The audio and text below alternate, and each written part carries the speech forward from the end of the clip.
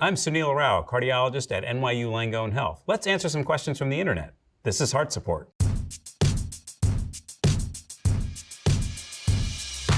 @Thiggyman asks, A, what heart rate is considered too high? There's no one number that's considered too high for everyone. If you have a fever, if you have the flu, your heart rate may go up to 120, 130, and that's probably, quote, too high for you. Let's say you're on the treadmill and you're wondering, gosh, how high should my heart rate get? Well, there's a rule of thumb that you can remember. 220 minus your age. So let's say you're 40 years old. That would equal 180 beats per minute, which would be really the maximum heart rate that you're aiming for. Really what you want to do is try to get to about 70 to 85% of that heart rate, which would be somewhere between 145 and 155 beats per minute while you're exercising. If you notice that your heart rate's going above 180, you probably ought to cut back a little bit. Teresa asks, I need a doctor to tell me medically what is happening in my chest when my heart skips a beat while reading a cute romance manga. Occasionally what will happen is that the heart will have a beat that occurs prematurely. Well, the heart has a way to compensate for that. It has a pause, and then it gets back on rhythm. It's that pause that you're feeling when you say your heart is skipping a beat. Many of us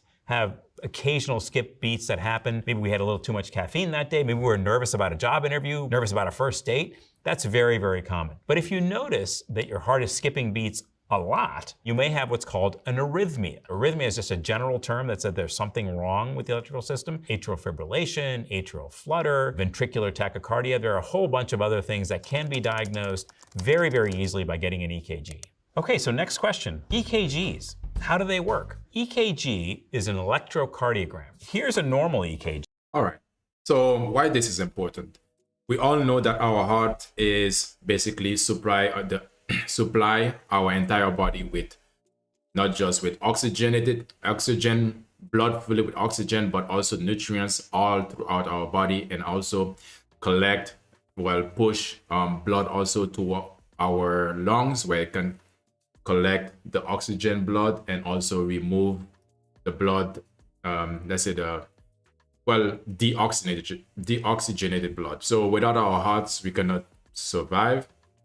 And this is why it's important, because a lot of the time we tend to develop silent killer, or basically because it is said to be that the heart disease are somewhat silent killer, because a lot of the time you don't realize that you have an issue with your heart, and then until it's the last minute, and that's why people tend to have heart attack. That's why it's called heart attack, because one of the reasons why it's called heart attacks, because you don't see it coming a lot of the time. You don't really pay attention to it. So it's very important. This is very important. And we're gonna continue looking at basically the documentary or the questioning session.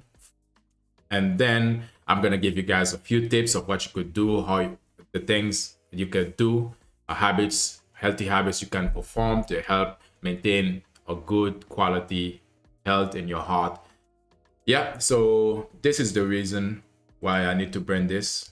And you can see that these lines are occurring at a very regular interval. And the baseline has a few curves on it, but those curves are pretty much the same with every single beat that's happening. That's a normal EKG. And what does an abnormal EKG look like? First of all, these deflections that are going up and down are occurring very, very irregularly. Look at the spaces between these deflections. You see how there's so many different waveforms here. There are lots of lumps and bumps. This is an EKG of a person who has something called atrial fibrillation. And that's when the top chambers of the heart beat irregularly. So let's go to our heart model. So there are the upper chambers of the heart, and there are the lower chambers of the heart. When someone has atrial fibrillation, the top chambers of the heart stop beating. And that's that irregular waveform that you pick up on the EKG. The problem with that is that the blood can pool in parts of the heart. And if it forms a blood clot, no matter how tiny it might be inside the heart, and that blood clot travels to your brain, it can put you at risk for having a stroke.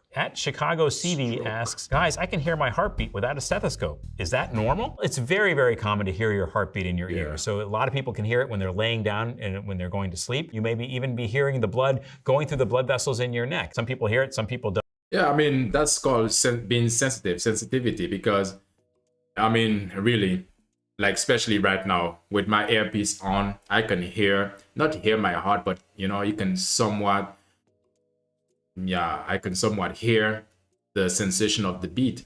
This is normal, right? I mean, if it's going, I mean, when it's wrong, basically when you should be concerned, you will get the message, because your heart would be, let's say for example, I'm sitting down right now, and then if my heart all of a sudden start to beat irregularly, fast, while I'm resting, basically sitting down, I'm not doing so much activity, then that will be somewhat something that I have to kind of, it would be alarming. But I mean, it's normal to hear your heartbeat, especially if you laying down at night in bed before you go to sleep and everything's still very quiet. It's normal. That's a very, very, That means you are, let's say, in touch with your body, very, in tune with your body. very common finding, and really nothing to worry about. At Baseball Merce 7 asks, true or false, you can restart the heart with a defibrillator? Well, that's true. You can. Now, there are a couple things that are important to keep in mind here. Oftentimes on television, they show, for example, a patient's heart who's stopped and the monitor shows a flat line. You actually can't use a defibrillator to restart a patient's heart if they're flatlined. What you do use it for is when the bottom part of the heart, these chambers of the heart, go into something called ventricular fibrillation. In other words, they're not beating, they're just quivering. And because these chambers are responsible for pumping blood to the rest of the body, if they're not pumping, the rest of the body ain't getting any blood. And so the external defibrillator that we use when someone has a cardiac arrest can basically restart the heart and get it pumping again. But you can't do it if the person's flatline. At Dira Pops asks, is broken heart syndrome a real thing? Absolutely, it's a real thing. In fact, I just treated a patient with broken heart syndrome this morning. It's a situation where the heart all of a sudden stops working normally because of some kind of psychological stress. Even on the EKG, it can look like someone's having a heart attack. And when we look for blockages, we find they don't have any blockages. But the good news is that recovers over time. These patients often go on to have normal lifespans. But absolutely, yes, broken heart syndrome is a thing, and we're seeing more and more of it just because of life stresses that people are having these days. At KJewel71 asks, will we ever learn what happened to Damar Hamlin? Exactly what caused his cardiac arrest? So Damar Hamlin is a professional football player. He unfortunately had cardiac arrest during a game. And what happened to him is that he was hit in the chest at exactly the right time during the electrical activity of the heart so that his heart stopped. It has to happen in such a specific time of what we call the cardiac cycle, or during the normal heartbeat, that is a very, very rare phenomenon. And thankfully, he's really become an advocate for community education around CPR so that if someone does have a cardiac arrest, they can be resuscitated very, very quickly. It's really important for all of us really to get educated about basic life support in CPR. I agree. Because you never know when something is going to happen, because life, as much as, we don't think about it a lot of the time, but life is very sensitive. A lot of the time, some things can happen. You don't even know it's going to happen. Life can change just a matter of a snap. So that's why learning some form of life support, or if you would experience maybe at your home, I'm not wishing that on anybody, but it's always better to be ready, right? It's always better to know in case of an emergency what to do. Because for example, I understand a lot of the time in case of emergency, we can just call, the hotline to basically get assistance. But at the end of the day, why not get assistance and know exactly what you could do as well for some people who maybe are having, in the topic of heart issues, if somebody is having some heart issues and we notice it, then maybe if you would know what you could do, then possibly you could help the person to have a better chance of surviving, or a better chance of overcoming this dreadful situation that all of a sudden happened. And let's move forward. So Rolls asks, I train and work out a ton. Why is my resting heart rate still fast as F? First of all, it may be that even though you're hitting the gym a lot, maybe you're not doing enough cardio. Your heart rate when you're just resting should be somewhere between 60 and 100. Anything below 60 is probably a little too slow, but keeping in mind, marathon runners, for example, they'll have very, very slow heartbeats, and that's normal for them. So to find your own resting heart rate, what you want to do is sit in a quiet room, feel your pulse in your wrist or in your neck, and count the beats for 6 seconds, multiply what number you get by 10, and that'll give you what your resting heart rate is in beats per minute. If you're in pretty good shape, you're exercising regularly, and your resting heart rate still is high, it's probably a good idea to see your doctor and just get checked out. Facts. Really, facts. It's really a good idea to get checked up and get basically a professional advice for it, because a lot of the time, let's say for example, athletes or people who train, or people who are able to handle a lot of stress, The reason why also is because through all the stress, whether working out, whether participating in some form of physical activity, a lot of the time, some people who their heartbeat would be not as fast, they will be probably calmer than somebody who's just new to the sport or new to the situation. And especially for people who can handle a lot of stress and a lot of pressure. The reason why they can say, okay, these people handle stress good or stress resilient or stress resistance is because also that their heartbeat, they can, it's calm, because a lot of the time when your heart is, if their heart would be beating fast or faster when they're in a situation of stress or in a situation of, stress rather, then their heartbeat would be going on fast. And what could happen also, they start perspiring, they'll start to sweat. So it can mean that it can be a good, let's say, good at pretending, but still, you might see they start busting a sweat, and meaning they start sweating bullets. So yeah, it's one thing that helps to keep your heart rate. For example, when you are experiencing a situation of stress, because life is about stress, it's not gonna go away. Learn to deal with stress, because that's gonna really help you to make you more resilient. And yeah, I mean, if you really wanna be able to manage to bring your heart rate at a lower pace or at a lower rhythmic beats, yeah, do some sports that require your heart to work hard. But then over time, your heart is gonna definitely, remember, it's a muscle, right? Over time, it's gonna start being able to handle more stress that you put yourself through. So this is one of the things I would say. Shu asks, hey guys, what are the signs of a heart attack? I can't feel my arms. Well, I'm not sure that if you can't feel your arms, that's really the sign of a heart attack. The classic symptoms of a heart attack are chest pressure or chest tightness. You may feel shoulder pain, either in the left shoulder or both shoulders. It may radiate to your jaw. You may feel jaw pain. Women may have symptoms that are a little bit different from men. They may feel shortness of breath. They may feel profound fatigue that's really abnormal for them. A heart attack is when part of the heart muscle dies because the blood supply to that heart muscle has been choked off. I have a picture for you here that shows the blood vessels that supply the heart muscle. What you see here is there's a narrowing in that blood vessel, and that blood is not able to get past that blockage. That's what causes the pain that people are feeling in their chest, and our job as cardiologists is to diagnose this as quickly as we can, go in there and actually open that blockage, which is exactly what we do with balloon angioplasty and stents. At Chica from the Shy asks, so does low-dose aspirin help prevent heart attacks or not? If you don't have manifest cardiovascular disease, it's really not recommended that you take an aspirin specifically if you're trying to prevent heart disease. It doesn't prevent heart attacks and does put you at risk for bleeding complications because aspirin can be directly irritating to the lining of the stomach. Aspirin is a blood thinner. And because a heart attack involves blood clots that are occurring inside the blood vessels of the heart, aspirin can actually address those blood clots by actually breaking them up and reestablishing flow to the heart muscle. If you have cardiovascular disease already, aspirin can prevent future heart attacks by gently thinning your blood. Or actively having a heart attack, it can treat a heart attack by breaking up the blood clot that's causing it. But if you don't have either one of those things, low-dose aspirin really is not going to prevent you from having a heart attack. Yeah. Lifestyle choices, decision, that's what's going to help you to somewhat prevent you from having a heart attack. And still, nothing is guaranteed in life, but the best thing is that you can try to put yourself in the best situation possible, and that's through lifestyle choices. And he's talking about aspirin as a blood thinner, meaning, let's say, if I have this orange juice, and I want to make it thinner, what I can do, I can add more water to it and make it, more liquidish, more thinner. That's what it means. So if you want to use a natural blood thinner, cayenne pepper does the same work and help to keep the blood thin. This help with circulation. You can imagine when the blood is pumping through your veins, what tends to happen, it can be thick. Again, it can means that they are thick, or you can make it more thinner by adding water to it. So they are, let's say, eating cayenne pepper, let's say powder and powder form, because you can add it, you can sprinkle it on your food, or you can cook the cayenne pepper itself. That's gonna help with blood circulation. It's gonna improve blood circulation.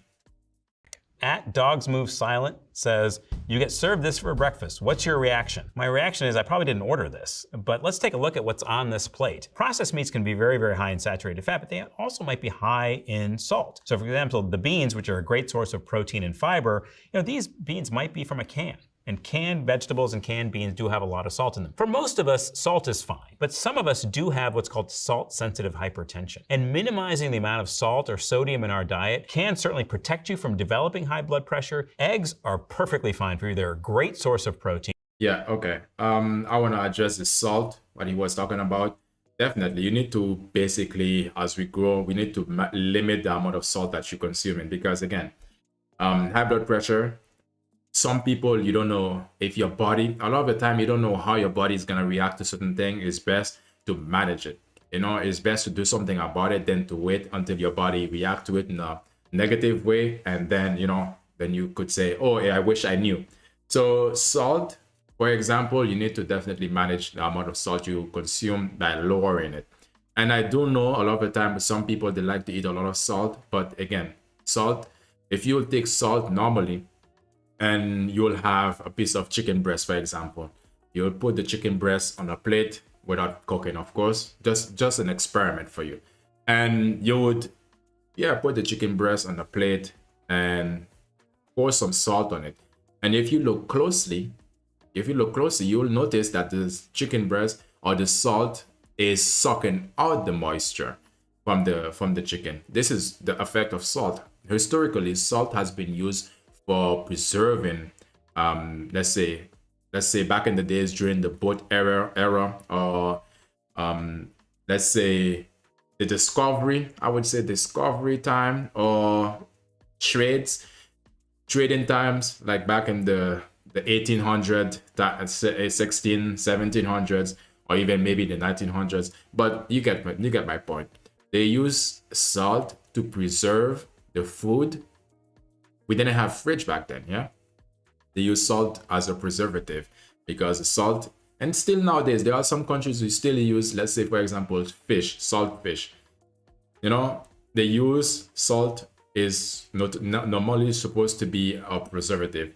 Our body doesn't require so much sodium, salt, So that's why you need to really keep the amount very low because almost everything that we eat do have salt in it. If it's not sweet, a lot of the time do have salt in it. And that's why he's mentioned also, just like sugar can be hidden in some products to make them more addictive. Also, on the other hand, there are people, just like there are people who like sugar, there are also people who like to eat a lot of salt.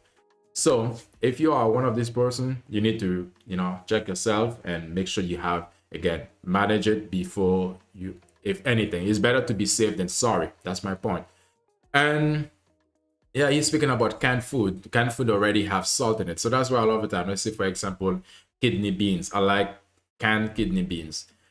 What I will do, when I'm making it, I wouldn't add salt in my, let's say if I just want to make the kidney bean just plain like that. Just pour it in the pan and then start warming it up slowly. I'll add maybe some herbs and spices, but I wouldn't add salt to it. Because I do understand all of the time we tend, just like with sugar, we can be addicted to or used to salt in our food or a lot of salt in our food. But when you really try to burn the amount of salt you use, basically using a pinch, not using a lot of it, you'll notice that you've been eating so much salt and it's so unnecessary basically. Because again, the reason why we fuel our body, the number one reason is to give the body what it needs to survive and to thrive, to basically keep doing the things that it needs to do in the background. Yeah, so we can carry out the goals and the things that we want to do in the outside world. So this is the reason why. So again, I think I'll mention this because I want to address heart attack symptoms, how it happens in men and versus how it happens in women, because again, our body, our anatomy are very much different. So which means different issues in terms of the heart, for example, because this is what our topic for today, tend to show up differently because yeah, we are different. That's the way it is. You should eat the yolk. One of the reasons that people said that eggs were bad for you because they said it was high in cholesterol. It turns out that dietary cholesterol contributes very, very little to your blood cholesterol. What does contribute to your blood cholesterol is saturated fat. And prepared appropriately, eggs can be very low in saturated fat. I'll confess, I love French fries. But anything that gets fried can increase saturated fat. Saturated fat in and of itself can increase your blood cholesterol. And blood cholesterol is directly linked with the development of heart disease like heart attacks. At BettyFuck9 asks, how does COVID affect your heart? Well, COVID has a lot of effects on the heart. The viruses can infect the lining of the blood vessels, leading to blood clots forming and an increased risk of heart attack. COVID-19 can also affect the heart muscle itself and weaken the heart muscle. And remember again that blood clot, not like Jamaicans. Blood clots, just remember again, is when, again, imagine this juice, and if it has some, let's say, small lumps of maybe a seed in it, or small lumps from the oranges, and that build over time, or that just made it. But basically, blood clots is when the blood start making small balls. And basically, what it does, it put more pressure on the heart.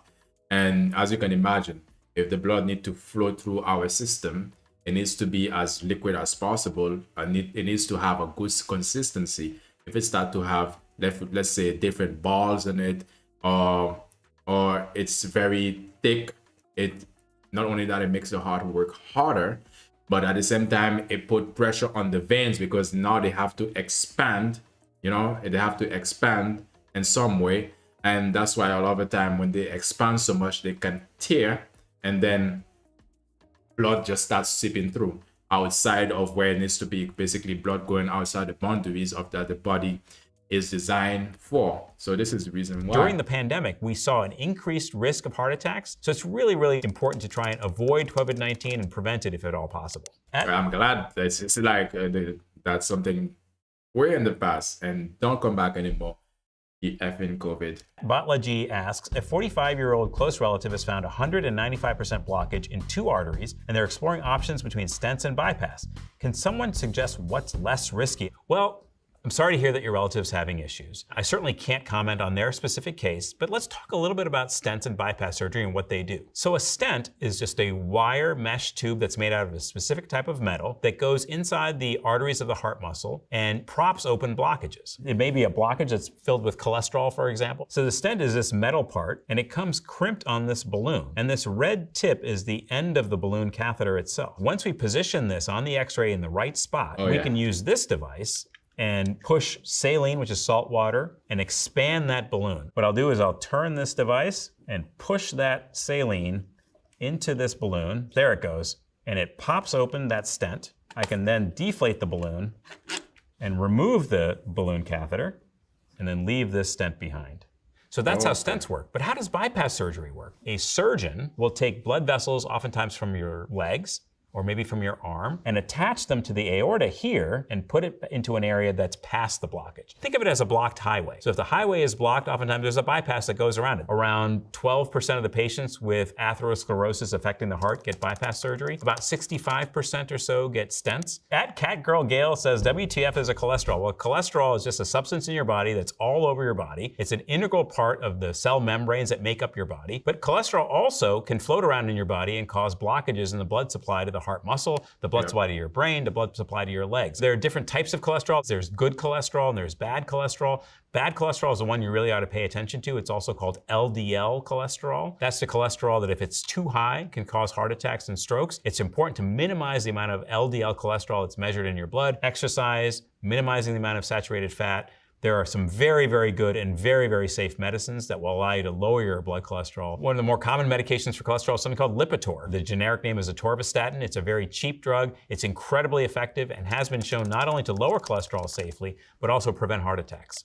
Lazy Poo asks, how does the human heart just do that? The human heart is really pretty amazing. It does a lot of things. It pumps 100,000 times a day. It pumps 2,000 gallons of blood through nearly 60,000 miles of blood vessels. It's got these blood vessels that are going into it and coming out of it. Now, they're not really this color inside the body, but these blue blood vessels are carrying blood that needs oxygen. The organs in your body have already used the oxygen. They're sending it back to the heart. It comes in through this right side of the heart, and these white structures here are valves that open and close and allow the blood to flow through, and then it pumps through the right side and goes to the lungs where it can pick up the oxygen that we're breathing. And that blood then comes back to the left side of the heart. And the left side of the heart pumps it through this giant blood vessel that you can see here called the aorta. From the aorta, there are all kinds of branches that go to all the organs throughout the body. And they can then get the oxygen that they need for normal functioning. At Sarah Barley MC asks, can anyone tell me how heart rate variability impacts on your health? Heart rate variability is just the normal variation in our heart rate during the day. A lot of consumer goods are measuring things like heart rate variability. The reason that heart rate variability is important is that it's an indicator of a healthy heart, because if you're getting excited, for example, your heart rate should go up. If you're relaxed, your heart rate should come down. If your heart rate is unable to maintain that kind of variability, it's a sign that something may be abnormal with your cardiovascular health. Probably the thing that matters a little bit more than heart rate variability is what's called heart rate recovery. So for example, if you're exercising, how fast does your heart rate return back to normal? Your heart rate probably should come back to 90% of your resting heart rate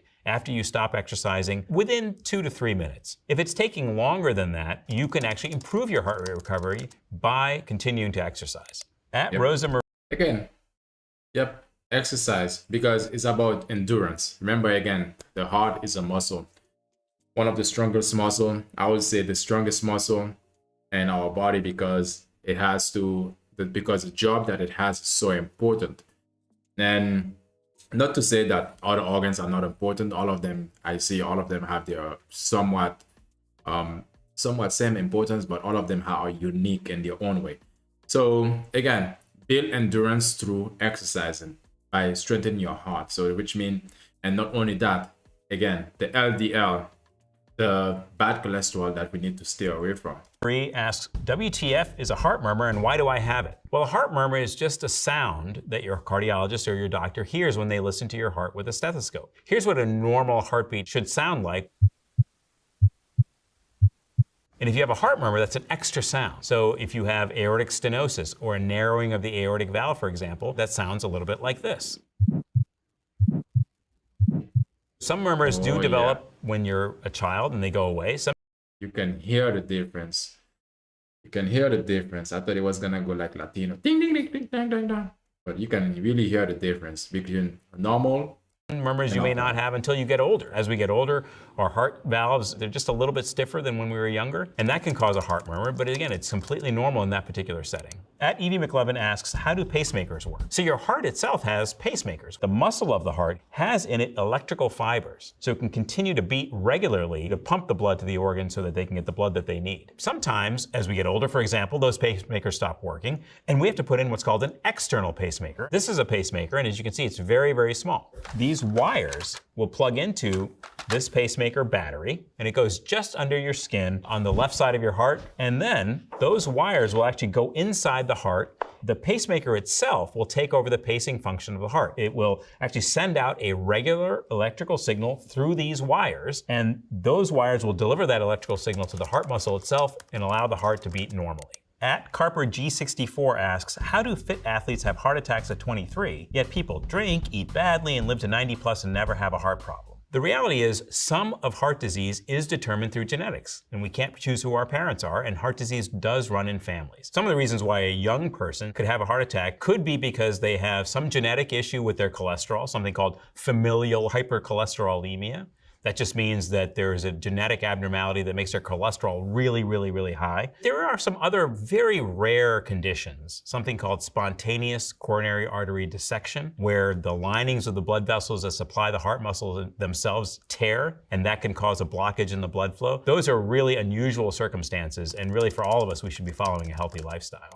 At user 1_1 asks, is it true that there's a correlation between gum health and heart health? Yes, there is a correlation between gum health and heart health. We know that patients who have terrible gum disease are at a higher risk for having cardiovascular disease. It might just be. And this is another reason why you need to go to your dentist, because again, dental health has to do with the heart health.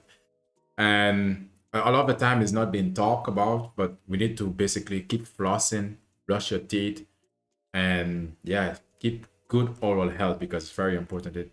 Yeah, let's hear the doctor speak on it. Coincidence, but it's probably a good idea to maintain both good cardiovascular health and good gum health.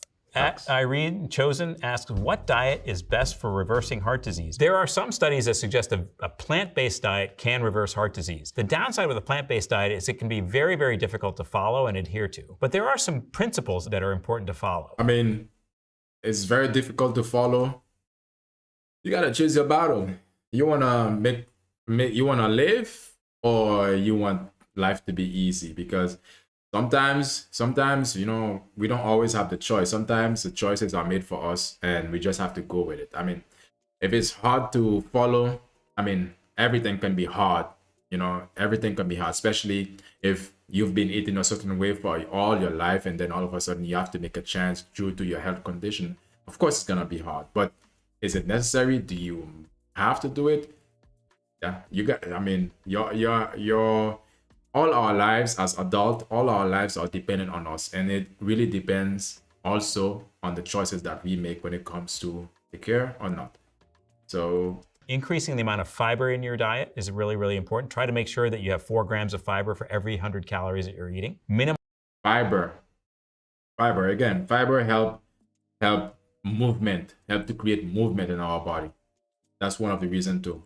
Minimizing the amount of saturated fat so that it makes up less than 20% of the overall caloric intake. At that Cape Verdean says, show me how alcohol and cigarettes affect the heart. Well, I can't really show you because alcohol and cigarettes affect the heart really over a lifetime of use. If you're someone who's really drinking a lot, that can affect the heart abnormally because it can weaken the heart muscle itself and predispose you to having something called congestive heart failure. Alcohol itself in large doses is toxic to the heart muscle. Cigarettes work a little bit differently. At least 7 years of smoking is really what it takes to really affect the heart. And what cigarettes do is the nicotine itself can directly damage the lining of the blood vessels. Then cholesterol starts getting attracted to that area and it starts building up and it can predispose you to having a heart attack. Cigarettes also can increase your blood pressure. And increased blood pressure makes it harder for your heart to pump its blood.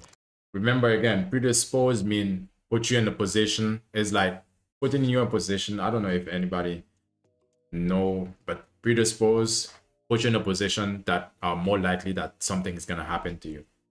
To the organs that need the oxygen. At Elide Gantz. Wait, let me go back. And again. what cigarettes do is the nicotine itself can directly damage the lining of the blood vessels. Then cholesterol starts getting attracted to that area and it starts building up and it can predispose you to having a heart attack. Cigarettes also can increase your blood pressure. And increased blood pressure makes it harder for your heart to pump its blood to the organs that need the oxygen. At Elide Gant says, high blood pressure means your heart pumps harder to circulate blood. Exercise means your heart pumps harder to circulate blood. I'm confused. Why is one bad and the other good? When your blood pressure goes up during exercise, after you stop exercising, it comes back down to normal. In fact, if you exercise regularly, long term, your blood pressure is actually lower because it's good for your heart. The other term for high blood pressure is the silent killer because you feel fine, but your blood pressure is high and it sets you up for all kinds of bad things.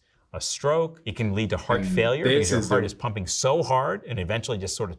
And this is the reason why I brought this topic. This is the reason why I also gonna continuously keep talking about this topic because it needs to be stuck in your mind. A lot of the time, that's why heart issues can be a silent killer. Again, the doctor is explaining it. You can be feeling fine and then all of a sudden, this is the reason why. Tires out and weakens. High blood pressure as a disease is very, very different from blood pressure transiently going up and coming back down during exercise. So those are all the questions for today. Thanks for watching Heart Support. All right. Thank you. This was insightful. I really appreciate it. And we're going to go further into, let me see, what should we focus on? What should we do? Okay, yeah, I got it. So now let's talk about heart disease statistics worldwide. Or globally, we already know heart globally around 150 men. Basically, it happens to men more than it happens to women. But I mean, at the end of the day, it's still happening. And it's yeah, it's something that we all gotta basically do to basically be mindful of.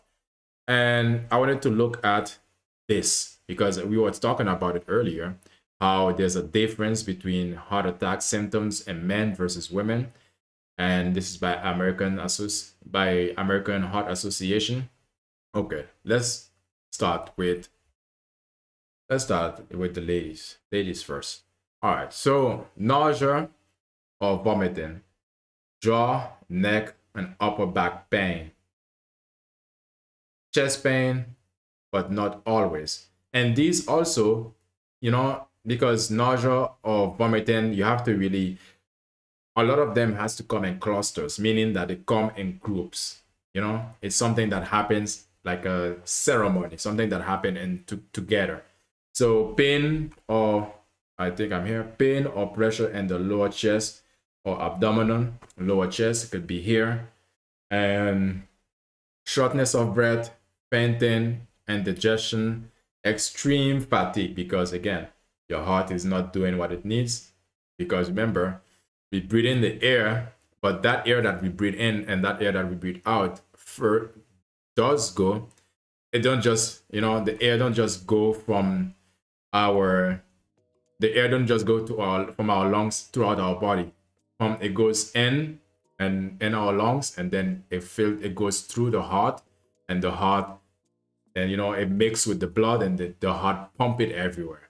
And then in the same thing, just like the heart is a pump, but also the heart receive. So when it receive our blood that has been used, then it remove it, and at the same time, and when it's removed, so one is putting in, just like the rhythm of our breathing.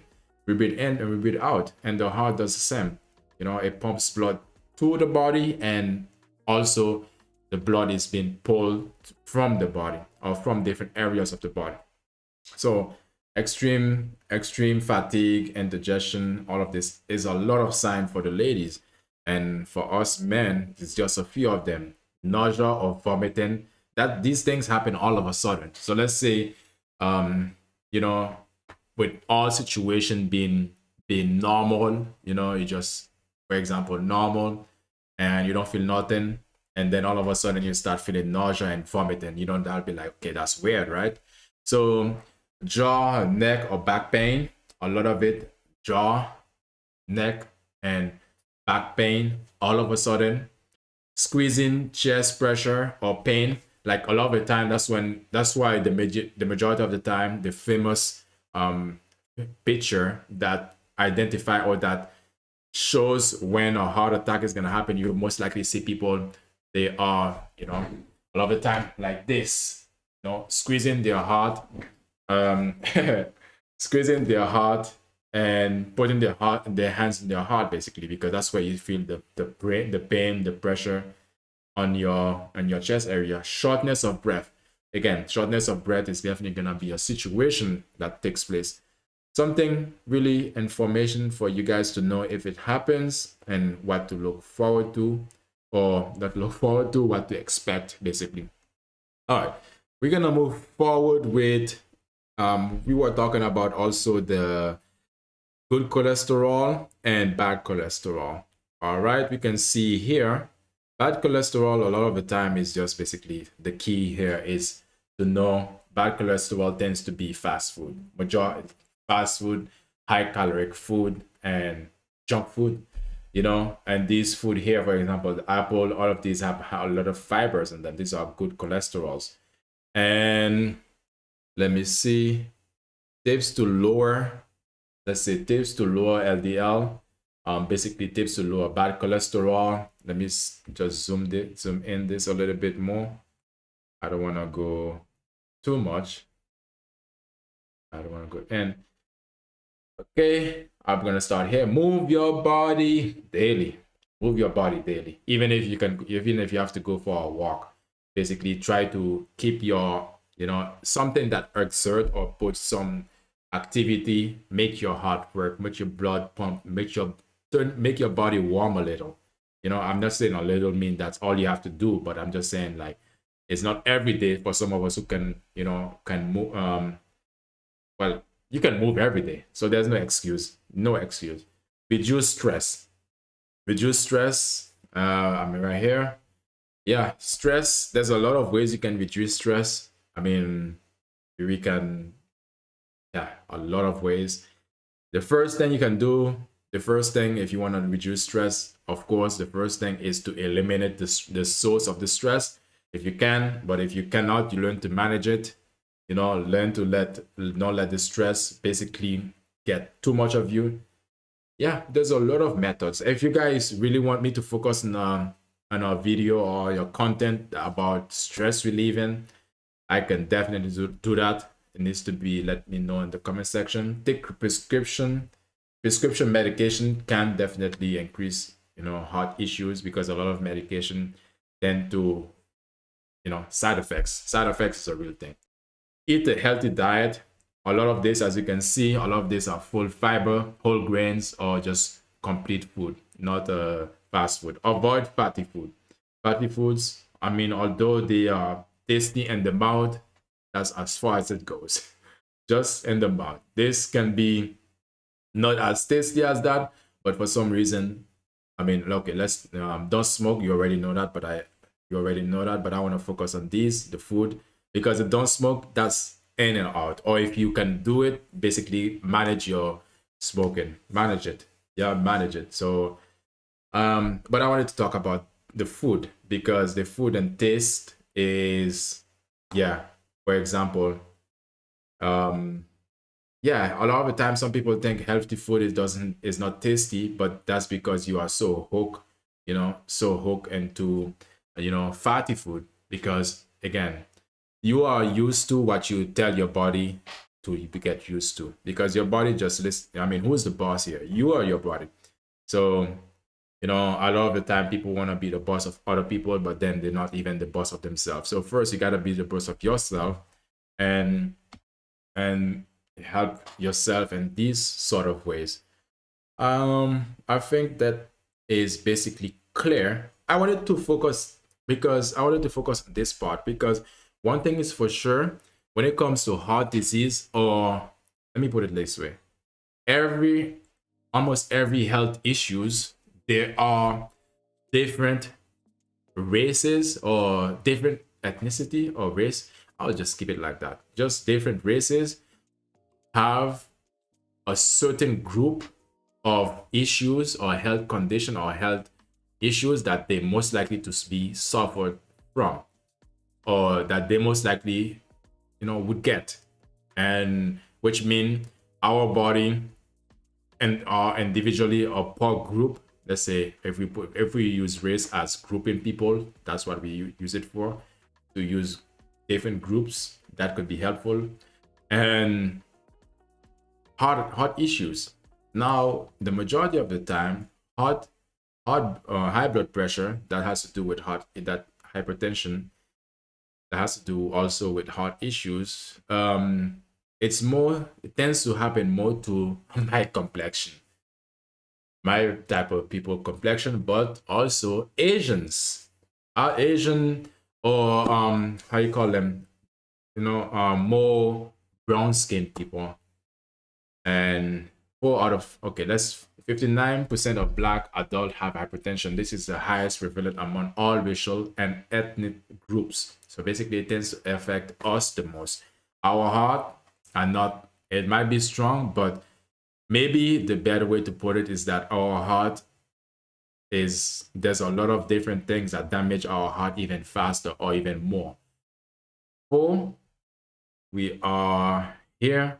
4 out of 5 Asians adults undergo treatment still deal with unmanaged hypertension. 4 out of 5, eh? And when it was, I think just recently this year, the CEO of I think it was CEO of Samsung. I think he passed. I think it was that. Heart attack in you. Yeah, there it is. Samsung Electronics CEO Han Yong-hee, 63, died of heart attack. Samsung. And some people might say that's old, but still, that's something that I can imagine it's due to a lot of stress, and we don't know. We can say a lot of stress because that's on the outside looking in, because we do know stress is one of the things that could, he's a CEO. There's a lot of stress. Of the weight of the company lies on his shoulders. That's gonna be a lot of pressure and a lot of stress. So, and when it comes to lifestyle, I don't know if there was any mention of his lifestyle or what he did and stuff like that. But again, this is an Asian dude, South Korean. Let me see. Okay. Let me see if they said anything about his lifestyle.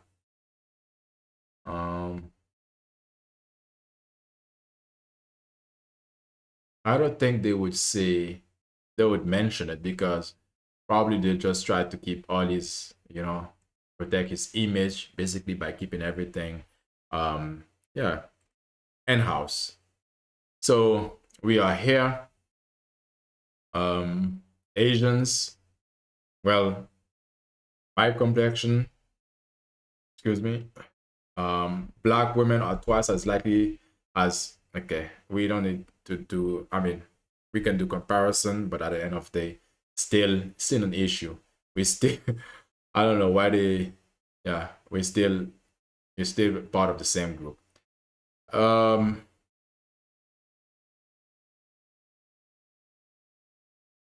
Okay, yeah, again, this part is also good. The reason why this is important is because when you have hypertension, which is high blood pressure, remember what I was telling you guys about is that related diseases, black adults are more likely than white adults. But I mean, all this comparison is not really necessary, because again, we are the number one group of people, number one group of people that deal with hypertension, and most likely will be the one. The comparison is really not really necessary, because if we are not number one, we can compare it to people who are less likely. No, it's redundant. But one thing I wanted to say is that hypertension, again, on this point, cause a lot of other issues, a lot of other problems. This is why it's important, because we might think, oh, it's just high blood pressure, meaning the heart have to work harder now to push blood throughout the body. So hypertension, black people are most likely than white to die of hypertension and related diseases, because hypertension, there's the disease or the issue, the disease, which is high blood pressure or hypertension, it comes with different other diseases as well. So this is why this is important. And okay, hypertension can lead to complications include coronary artery disease, heart failure, stroke, peripheral arteries disease, abdominal, aortic aneurysm, chronic and end-stage kidney. Yes, kidney, it may affect the kidney. Kidney disease, dementia. Tough things, because comes with all of this, just hypertension. Type 2 diabetes can also harm, because type 2 diabetes can harm blood vessels in the heart, brain, and kidney. This condition also causes triglyceride or LDL cholesterol level to go up, so which is the bad cholesterol level to go up. People who have diabetes are twice as likely as those without it to have a heart attack or stroke. Type 2 diabetes, something you definitely need to address. Okay, so now who are the people? It's better that you know yourself so you can check yourself. To these diseases, we can identify doesn't affect, let's say, Middle Eastern people, Indians. Well, it does. Indian, but let's say Caucasians. But Caucasians have their own issues, to have their own diseases, have their own problems that they actually have to, they are facing as well. So among Latin American Indian, 1 in 4 adults have diabetes compared to 1 in 12 whites. Okay, comparison. Hispanic, Latin, Black, and Asian American, adults are most likely than white adults to develop diabetes. Yeah. I mean, we can say a lot of the time that white people food doesn't have no flavor or taste, but I mean, we Hispanic, Latin, blacks, and Asian. I don't know about Asians if they eat a lot of sweets or saturated fats, but I do know we might eat a lot of sweets and saturated fat. Um, so Hispanic Latins people are twice as likely as white to go into to have undiagnosed diabetes. Hispanic women are more likely than twice as likely than white women to have diabetes. Type 2 diabetes usually affect adults over age 45. Usually, that's the rule, but sometimes there are cracks within the rule. So, meaning also that doesn't mean that, okay, since you are in your 20s or in your 30s or you haven't reached the age of 45 yet, then you don't have to worry. These are things that is compound, that is built over time, that are basically that happens to you over time. Small changes, incremental changes that happen over time that push someone to have these sort of conditions. It's not something that just happened, all of a sudden like that. It's it's an overtime process. Obesity raise a person risk of developing type 2 diabetes. Obesity is increasingly causing diabetes among Asian American, Black, and Hispanic Latin people. Black adults have higher prevalence of several obesity. Yeah. Yep. Yep. Manage your weight, because you can imagine the bigger, if let's say for example now, now I have a resting, my body is at rest and I'm not that huge. I'm not carrying extra weight around my body. So that would mean, if all conditions are fair and my heart is functioning properly, that would mean, my heart doesn't have to go put any extra pressure to pump blood throughout my body and to receive blood from around my body. That's the thing.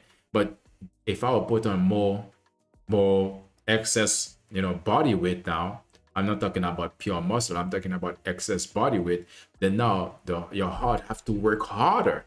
Every organ have to work harder, because now there are more body, more room, I would say, more areas that the body has to maintain, has to keep alive, or keep maintain, for example.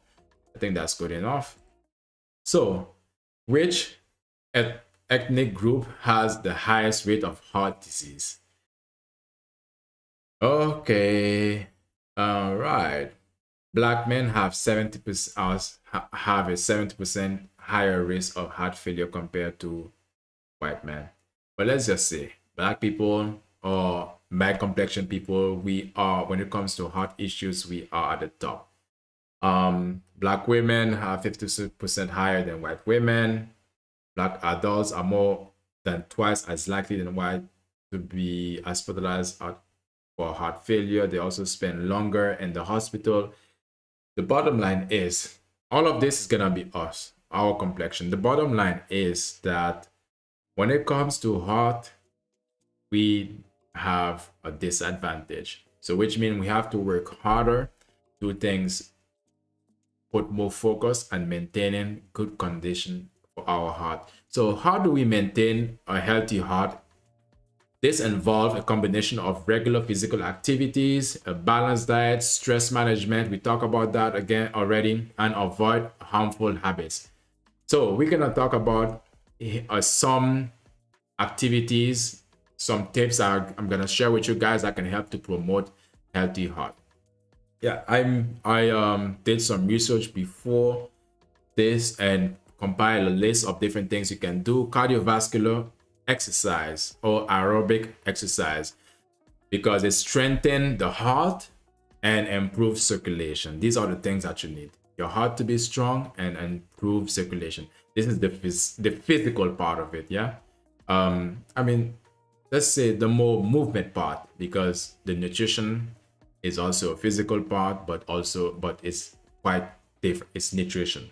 So walking 30 minutes plus minutes, running or jogging, cycling, outdoor or stationary, it doesn't matter. Swimming, dancing, zumba, salsa, bachata, plogue, or whichever dance, jump ropes, hiking, definitely needed.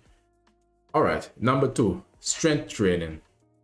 These were aerobic exercises, so that doesn't involve strength training. Now we're gonna move to strength training, help reduce fat, reduce fat, improve metabolism, and lower blood pressure.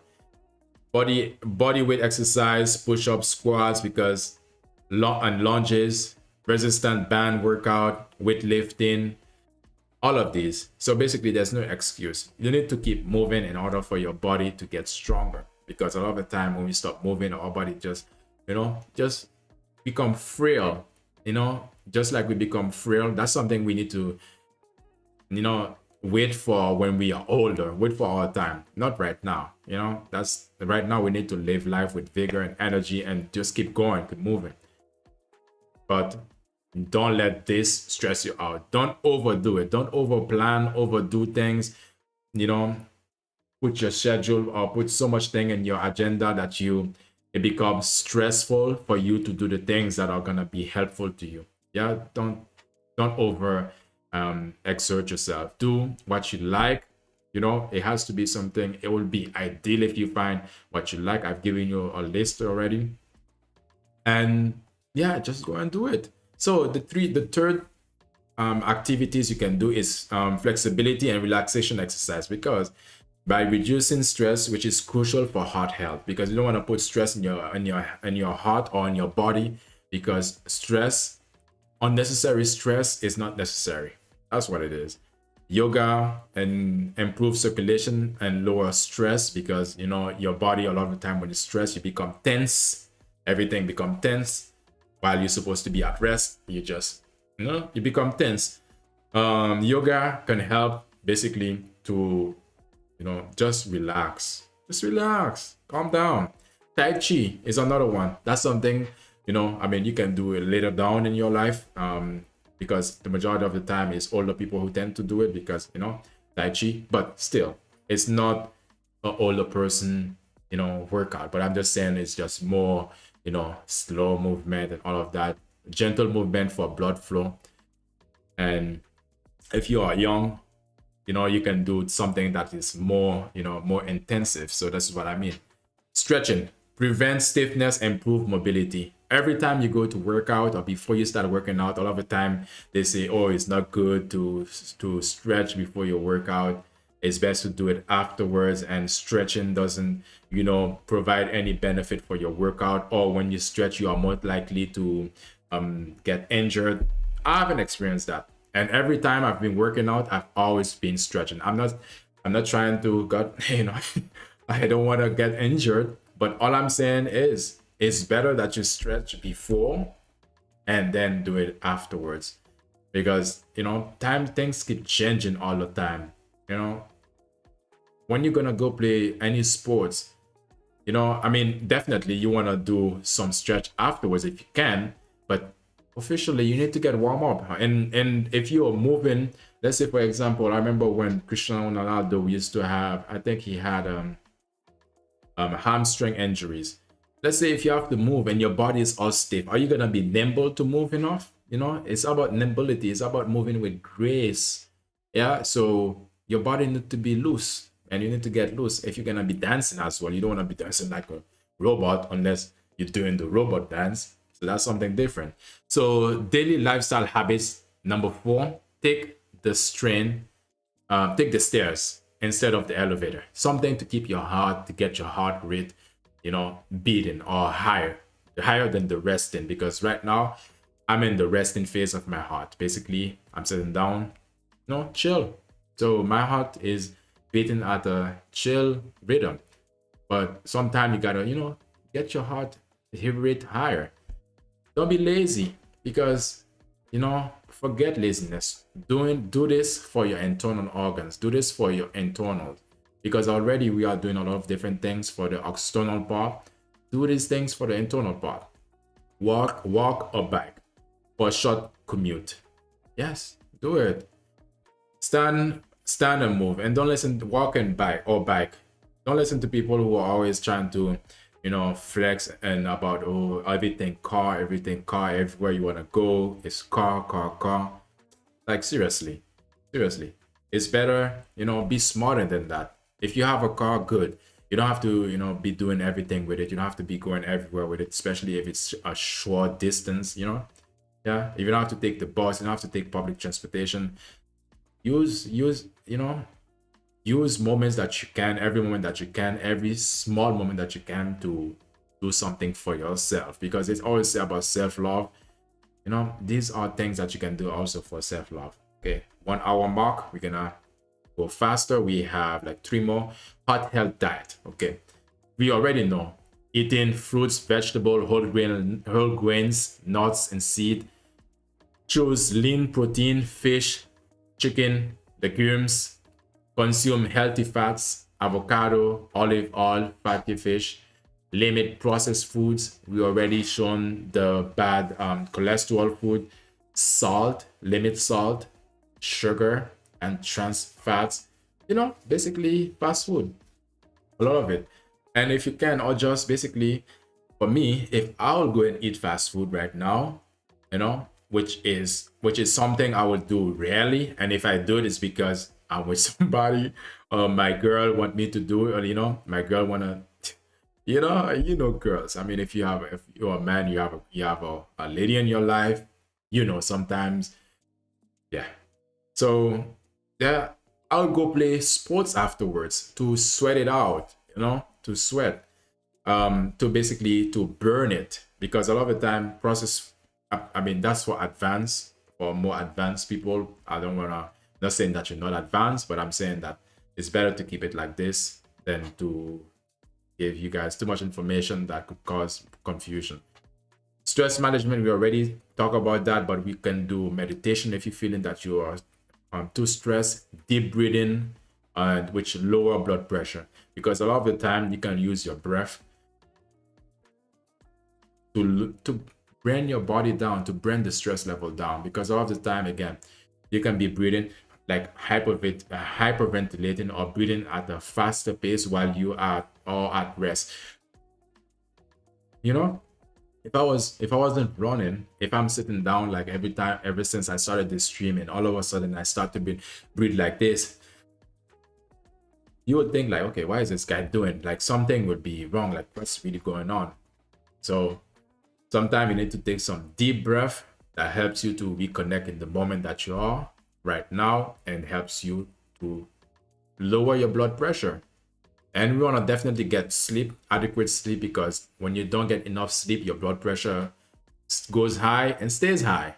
And if it doesn't come down to normal range, it's gonna keep going. And we already covered what high blood pressure does, or hypertension does, to the body. So social connection reduce stress hormones, because we are social creatures. For some of us, even if you are not a person, because again, social creatures, people who are more social, don't have to, I don't have to explain, because you already know what to do. But people who are introverts, people who are not so social, or who don't like to be around people as much, or who are not, you don't like to mess around with people so much.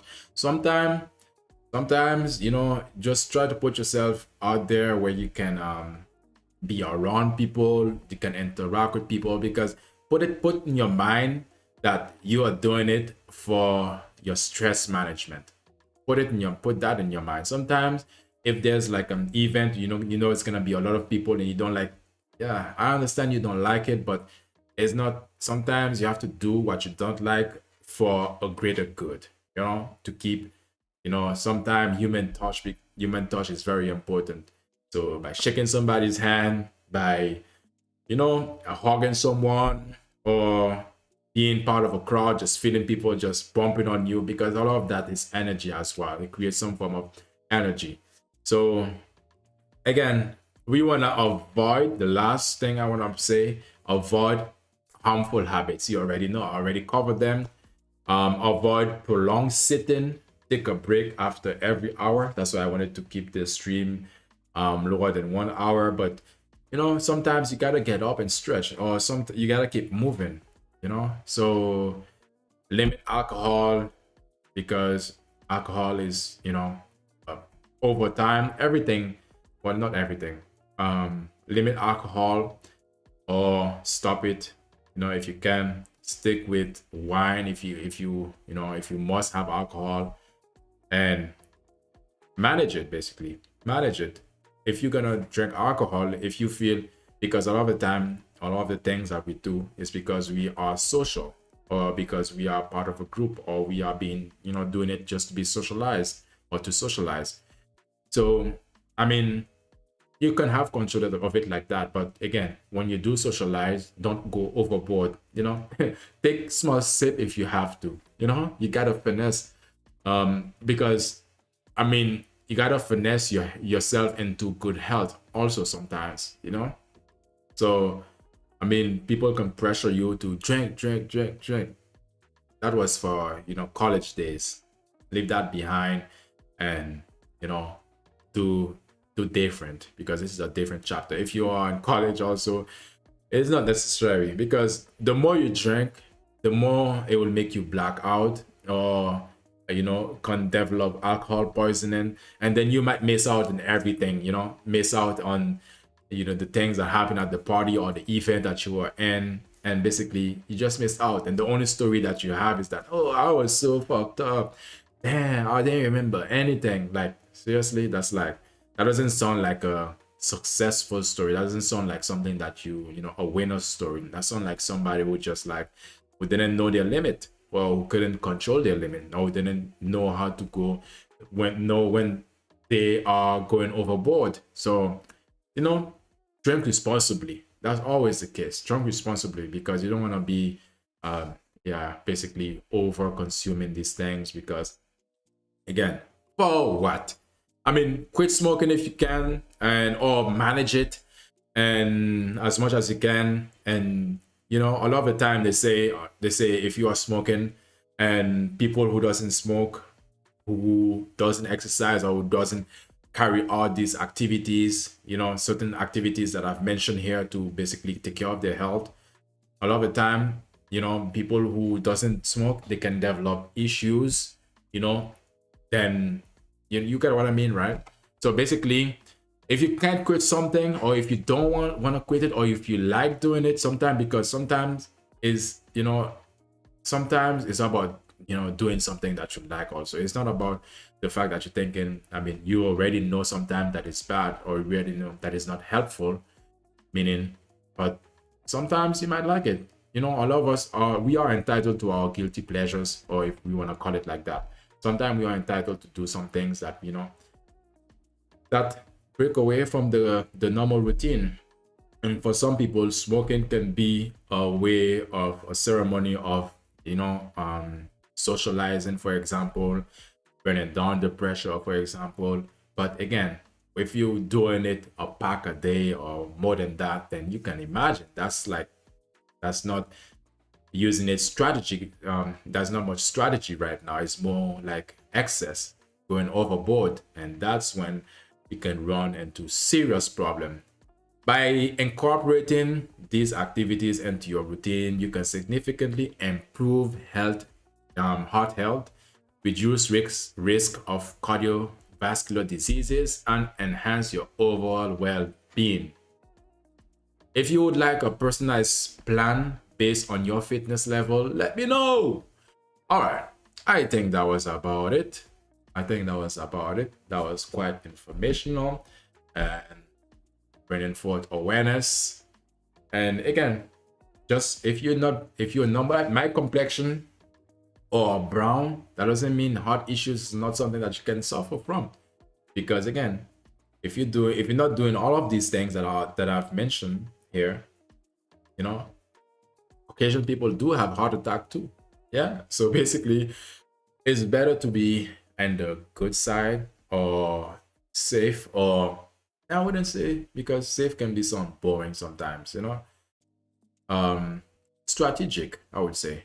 It's better to be strategic and the way that you handle yourself tend to be like, oh, I wish I knew, I wish I did. All of that is gonna, all that regret, while you could have stopped right now. Let me know, guys. Let me know what you guys think. Like the streams. Like the stream. I would appreciate it. Subscribe to the channel. Like I always say at this time, I'll see you in the next one. Peace.